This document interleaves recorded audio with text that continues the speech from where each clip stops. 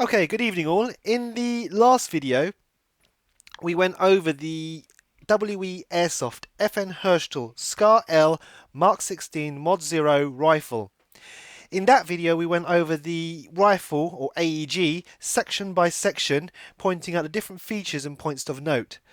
In this video, we're going to go through the assembly and disassembly of this weapon, as thus far I haven't seen any videos of the disassembly of the AEG version of the SCAR.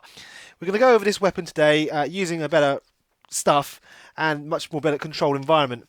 Before we get onto that, I'm going to go through some of the legalities. I'm UK based, so I'll be going with UK based rules. This is an airsoft weapon. It cannot be made or adapted to fire live ammunition. It fires these plastic BBs. However, in the UK, it's still classed as a realistic imitation firearm, and careful consideration and precautions should be taken when transporting this to and from a legitimate airsoft site. Please follow your national and local laws. Let's be honest, people, in this day and age, you can't be running around with these sort of things in the open environment. Before we crack on, I'm going to kick off with some of the tools you'll need to disassemble this weapon quite well or easily. You will need a crosshead screwdriver, such as this one. Long-necked one is very good. I'll also use this to point out things now. A 2mm hex or Allen key wrench, screwdriver, whatever you got. A 1.5mm screwdriver or wrench. A flathead screwdriver and a multi-tool. Those two are not very important, but they do come in handy in this disassembly. And of course, as I mentioned, this crosshead. Now this rifle or AEG is slightly different to the one you'll get in a shop stock. Reason being is this one has now been fitted with a MOSFET by myself. Different bits and pieces have been changed in this weapon. However, the basics still stay the same. In this, we're going to go all the way down to the mech box, opening it into the internals, showing you what it's like, what's inside it, what's wrong with the insides, which I'll come to later in this video, and what's great about it. Okay, so let's crack on with that now. First thing I'm going to do is clear the working area from all the tools I have on here right now, down to the bare essential that I need. And remember, a clean working area is always very good for you to have. Okay, we basically start at the back, and if you haven't done it already, lower the rear and front sights. First thing we'll do is we'll pop the rear stock plate off at the back here, and you do that by pressing through this little pin on this side, pulling it out the other side, so it disconnects and comes out completely, and you pull the shoulder butt plate off. Put the pin with it and put that to one side so it stays away. The next thing you need to do is push on this little semicircular D-shaped button here, and that reveals the stock to be open out, and that reveals to you a wire. Now, in the last video I mentioned that I really did not like what WE Airsoft had done regarding this wire. They left it pretty much exposed. What I've done is I've now heat shrink the entire thing through and through, so that now it's a full piece, as you can see. What we're going to do now is pull that wire out from the buttstock so that it exposes it. Now on yours it's going to be a mini Tamiya connector on the end of this. On my one it's going to be a Pico AAB MOSFET. So it's going to be different, but don't fret, it's more or less all the same. So you pull the MOSFET through, hopefully including the beam connector if it wants to play ball, but if it doesn't, there you go. So as you can see, I've got the MOSFET, its trigger contacts, and a Dean's connector on the end, which you won't have if you buy this stock. So now we've done that, put the rifle back on its back with the wire hanging out the end here. For the purpose of this video, just to make life a little bit easier, I'm going to disconnect this so I can keep the MOSFET nice and away and safe, so it's not being bashed about.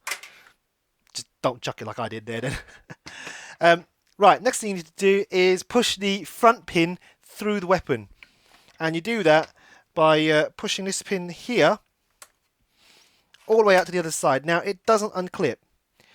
You have to leave it in there, and once you've done that, you more or less grab it by the magwell and pull it up, and it should come up quite easily. Once you've done that, pull it up, and it comes out through. Lower receiver, upper receiver. This is the upper receiver. There's not much to be done here other than change the inner barrel. Now, there's two ways you can go about it. You can do about it the easy way, which is removing the lower receiver and then popping the inner barrel out, swapping it there. Or you can do it the hard way, where you take out both the inner barrel and the outer barrel and most of the weapon. And you do that by undoing these hex bolts on the side here on these bumpers and at the front there. If you don't have a Torx screwdriver to do that, I've been pointed out several times on different several sources that the tool that I mentioned in the previous video that I said I had no idea what it was for, that's what it's for, basically. However, if you're not going to do this sort of thing in the field, if you're going to do it properly, you're going to use proper Torx screwdrivers, and I don't see a real point of it really. But as I said, that's the hard way of changing the inner barrel. The easy way of changing the inner barrel is quite simple. You remove the lower receiver like you saw me do just a few moments ago, turn the weapon upside down. Because you've now lowered the rear lower receiver, this stock lifts up, literally out. It slides out, simple as, no resistance, no tools. Lift it up, but put a finger at the back here. So I don't know if you can see that on the camera. Put a finger at the back there to hold the bolt carrier spring in. If you don't do that, it's going to fly out, and you don't want it to be doing that. So you lift it up. So there's the stock. Let go. There comes the bolt carrier spring. This you don't need to do much in a way of upgrading. You leave it as it is. Yours won't have the washers on the end. I just put those there just to try and make the spring a little bit stronger, make it kick a bit more, but it hasn't really worked. Here's a bolt carrier. Now, something I forgot to mention in the last video, this AEG is ambidextrous, and you can do this by pulling the bolt carrier all the way to the back, pulling out the carry pin, put the pin back in the other side and pushing it forward. And it should just stay there. And that's for the lefties or southpaws out there who want the carrier, the cocking handle on the other side. But for the purpose of this, as I stated, this belongs to a friend of mine, so it's not mine. He's right-handed, so I'll leave it in place. To remove the inner barrel, basically you need a thin screw driver. The wrench you use to the 1.5mm Allen key wrench I mentioned earlier on is sufficient for this. You need to use a thin pointed object such as this, and you need to pop it into a nub in a little hole. Now you might not be able to see it from the distance that the camera is from the weapon now, so I'm going to show you a picture of where to push now. And as you can see, there's that little circular nubbing thing with big red saying press here. So basically you want to press in there, and as you do so, the hop-up chamber is actually spring-loaded, so you want to put a finger at the back so it doesn't go flying out. So you push that down and out comes the hop-up chamber. You pull it out,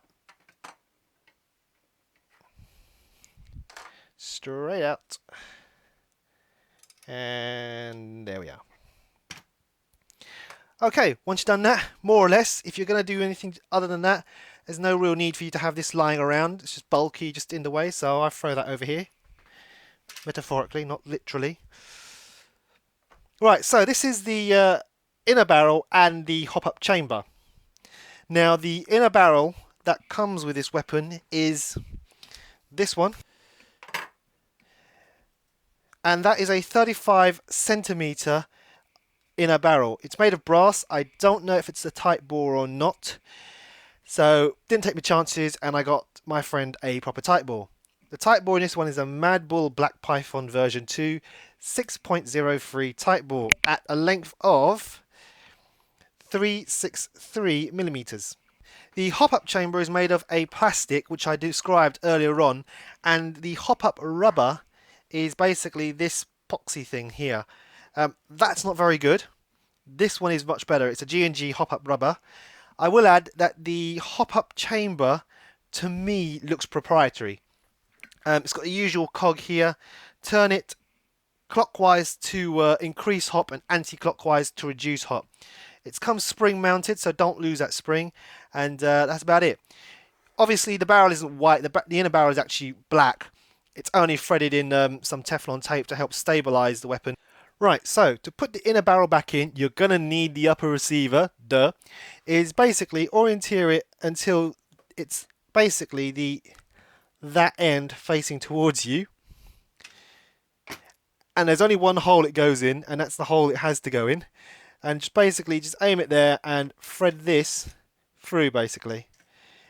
It should go all the way without any resistance, but if you do find some, a bit of silicone oil on the outside of the barrel can help. And as you get about here, you'll notice a spring taking up its tension, and you press it in until it clicks in place. And once it's clicked in place, it stays in place and it doesn't move. So that's that. That's the upper receiver and all its parts that are important. So we'll put that to one side. Lower receiver. Easy as. For the purpose of this, I'm going to push the body pin through just so it sits flat on the table. Yours is going to be different. Yours is going to have a much longer wire coming out the back of it with a mini Tamiya connector somewhere over here. Mine's different, as I explained earlier on. So, to disassemble this, you will need the following: 1.5mm hex screwdriver, a crosshead screwdriver, a 2mm screwdriver, hex screwdriver, and a flathead screwdriver.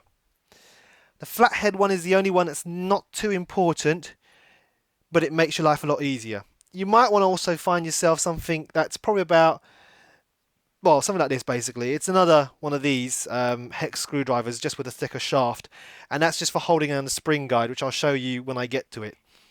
Let's disassemble this now. We're going to start on the right hand side of the lower receiver, and we'll be starting off by removing both the magazine catch and the selector switch.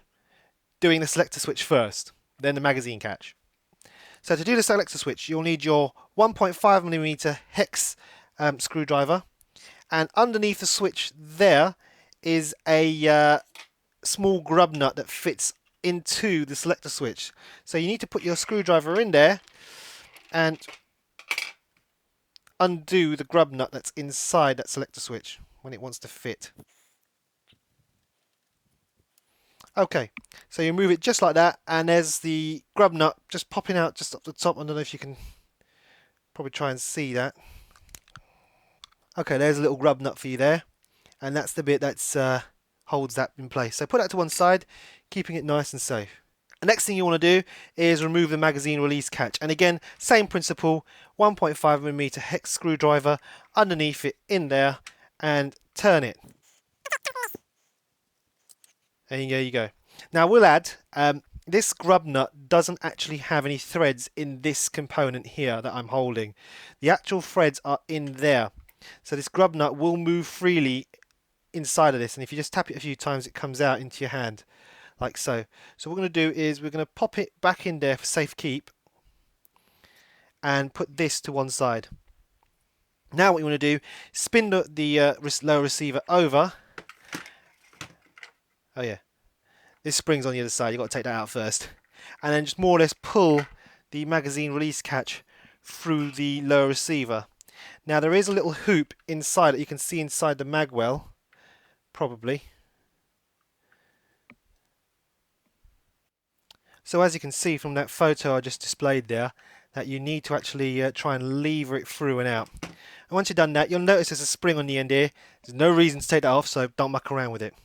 So we're going to remove the selector switch on the left side of the lower receiver. I will air a word of caution, however. Underneath this left switch is the mechanism that gives it that resistive clickety feel that as you turn it, so that you select the correct one. Now, in order for WE to have done this, they've used a small spring-mounted ball bearing. So when you remove this, you need to be very careful that you don't actually lose that ball bearing. Otherwise, this switch will just freely rotate and you'll be going through all the different modes as you're shooting, or you'll have to hold it in place. To remove this, same principle, use your 1.5mm Allen or hex screwdriver, place it underneath and start unscrewing. But hold down the selector switch so that as it gives up its resistance, you can just slowly lift it up and then take it off. And as you can see here, just popping up from the top of it is the spring and the small ball bearing. And what we'll do in order to rescue those is I'll use a small magnetic screwdriver and just pick them up and put them with their selector switch, so that way they don't go strolling around. And put that to one side, leave it alone. Okay, so now you've done that, what we need to do is remove the selector block, as I call it, from the actual weapon. And to do that, use your 2mm hex screwdriver and just undo them from these screws on top. And put those to one side also. But before we free the mech box from the lower receiver is to basically remove the motor plate, motor, and then undo the screws inside there to remove the pistol grip. Now this is like a normal version 2 gearbox, so I'm sure if you know how to do this on any weapon, this one's the same. As you can see, you've got the lower receiver with a mech box still inside, the wires that go down to the motor, the pistol grip and its 2 screws, motor plate and its 2 screws. This is the original motor for the WE Airsoft Scar. Don't ask me what brand or name it is, what the specs are, I don't know. It's just a spare motor. Well, it's just now the spare motor that we've got for it. When my friend first got this weapon, this motor was pulling around 12 to 13 rounds a second on a 7.4 LiPo. I've since changed and upgraded this weapon to one of my favourites, which is the G&P M120 high-speed motor. And as you can see, it's a long shaft motor. This is the lower receiver with the mech box now fully loose and free, so it's easy to pull out. But before I do that, I'd like to turn your attention to a couple of things. As you pull this mech box out of the lower receiver, be in mind of how those gears are in, and you might want to put your fingers in and around to grip it and pull it out. So I'm going to do that now, and as you can see, this is the gears I'm talking about. Selector plate, decompression lever here. You've got these 2 cogs on this side, so these ones can go on either side, doesn't really matter. This one has to go on its respective side, and when it comes to putting this weapon back together again, I will show you how to put which one goes where and how they go on properly. So just for my simplicity, I'm going to remove this now, and as you can hear, they all dropped. Right, the next part is to remove the springs from the selector plate. There's 2 in total, one there and one there. So I'm going to use a flathead screwdriver, this is where it comes in handy, and basically stab it in one end, pull it back and try and hopefully catch it so it doesn't fly off. Apologies if my head gets in the way.